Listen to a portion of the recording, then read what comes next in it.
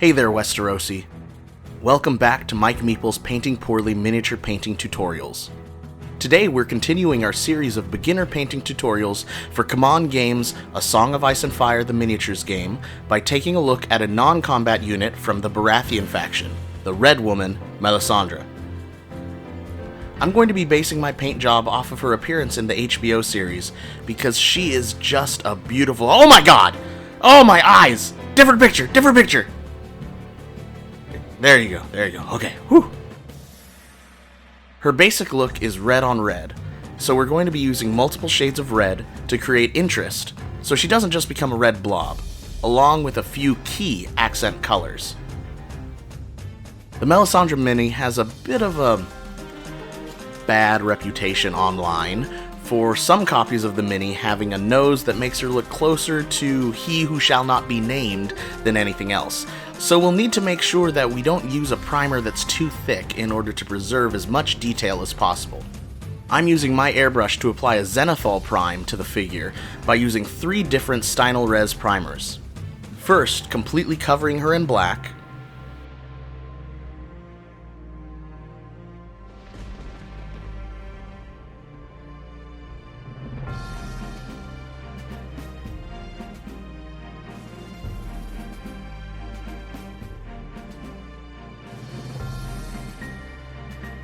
And once that dries, applying a coat of gray from a 45-degree angle.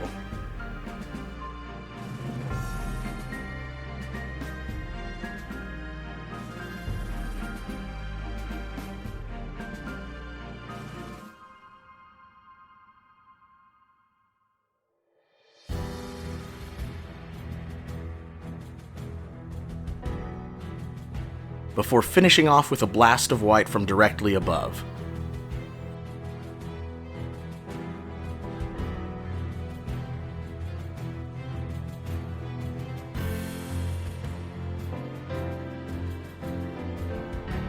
As you can see, this helps bring out the natural shadows and highlights of the figure.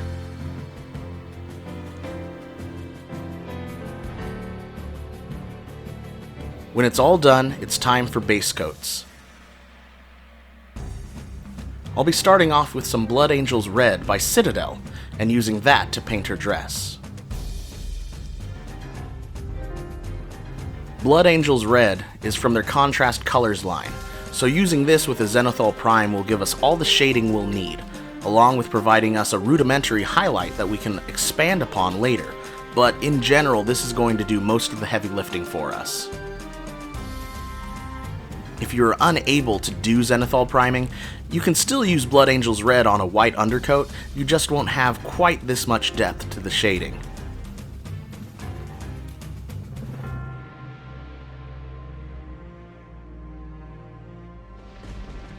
After that, we'll be using Red by Vallejo mixed with equal parts water to paint her hair.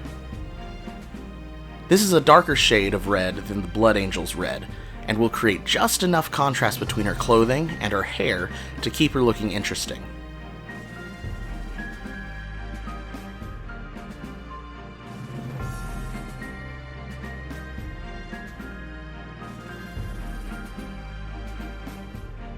After that, we'll take Basic Skin Tone by Vallejo, mixed with equal parts water, and paint the skin. You'll want to apply more than one coat in order to make sure the skin looks even. Just make sure you wait for the first coat to dry completely before adding another.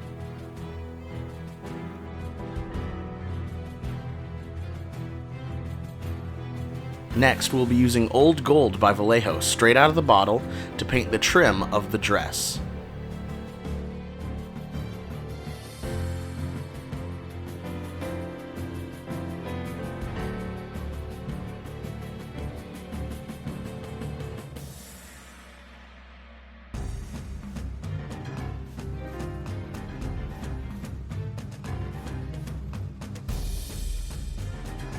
Holding the brush sideways and using the side of the brush can help give you some better control when you're working on the trim of the sleeves.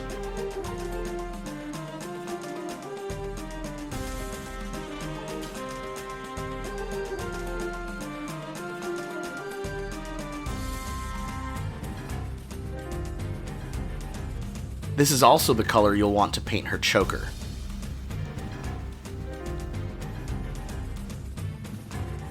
Next, take some dark sand by Vallejo, mixed with equal parts water, and paint the drawstring on the front of her bodice.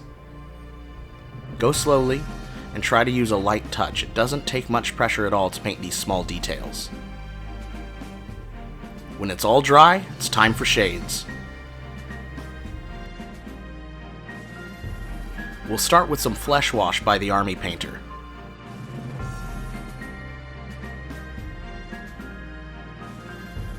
Just apply the wash to all of the skin, trying not to let it pool too much anywhere.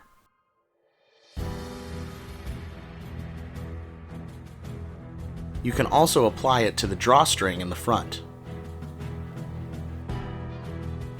Next, we'll be using red tone by the Army Painter on the hair.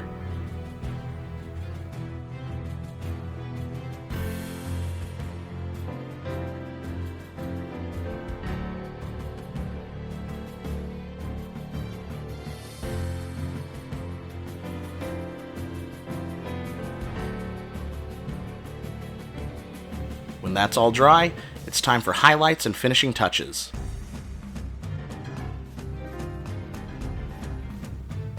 We'll start off by highlighting the face and skin.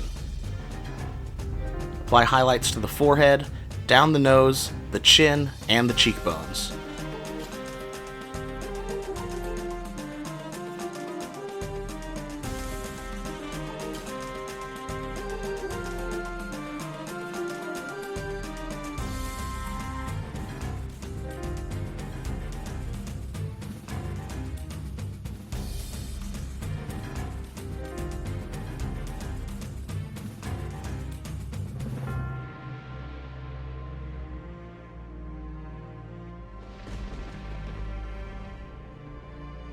For the arms, paint the shoulder and then paint down the front and side.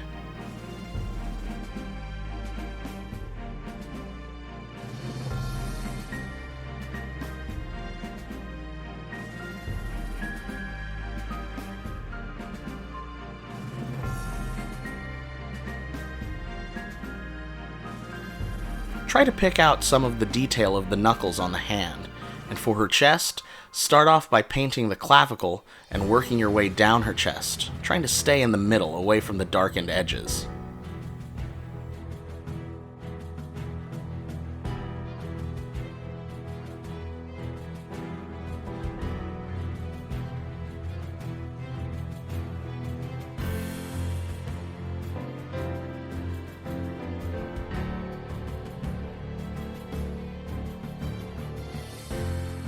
Next, we'll be adding a second level highlight to the skin using Light Flesh by Vallejo to paint the center of the forehead and chin and the edges of the cheekbone.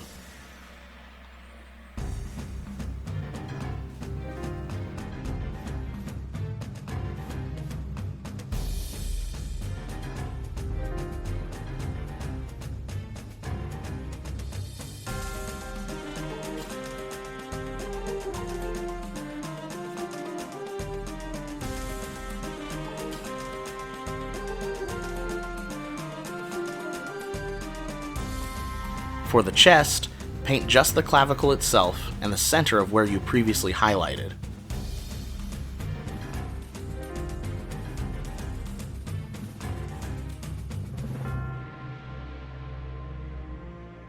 Paint the top of the shoulders and call it a day for the skin.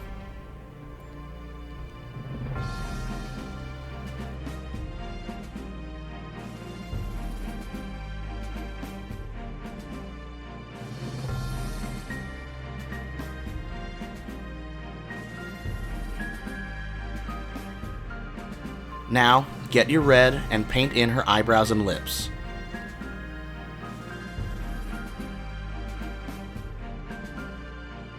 Don't be afraid to repaint the forehead to help shape her eyebrows. For her lips, aim for the center of her mouth. That should have more than enough paint to cover both lips.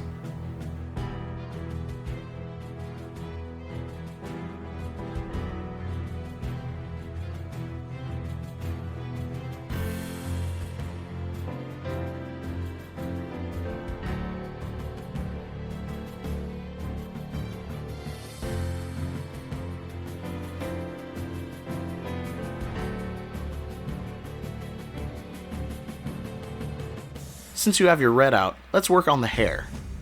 Paint a highlight from the top of her head, moving from the center outward.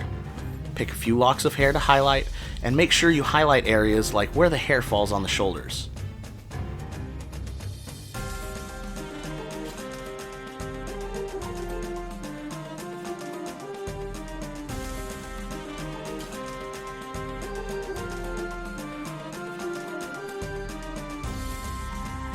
Now take some dark vermilion by Vallejo and apply a secondary highlight to the hair by painting a smaller portion of all the areas you've just highlighted.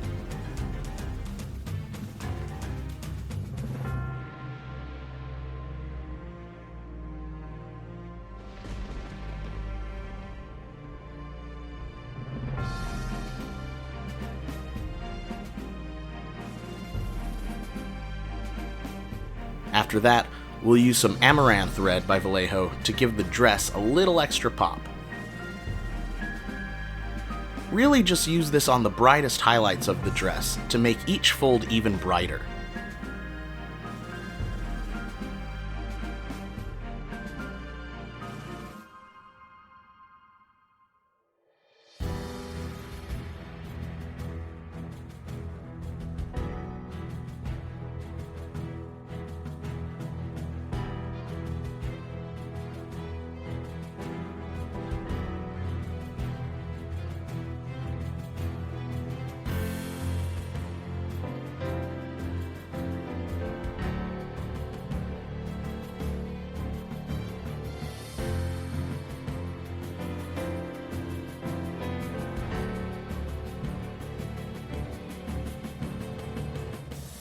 When that's all finished, make sure you paint the base however you like, and spray it with your matte spray. But before you put it away, let's grab some Tamiya Clear Red, and let's paint the jewel in the middle of the choker. We do this after we've already sprayed the model because Tamiya Clear Red finishes with a high gloss for a reflective jewel-like effect, which would be dulled if you sprayed it afterwards. That's it, guys! Hopefully you found this tutorial helpful. I want to give a big shout out to all my patrons whose generous support helped me make quality content like this. And if you're interested in becoming a patron yourself, information on how to do so can be found in the description for this video, along with links to all the supplies I used today, and a link to my blog where you'll find more tutorials for games like A Song of Ice and Fire, the miniatures game. And if you like this video and would like to see more, remember to like, comment, and subscribe. Until next time, Westerosi.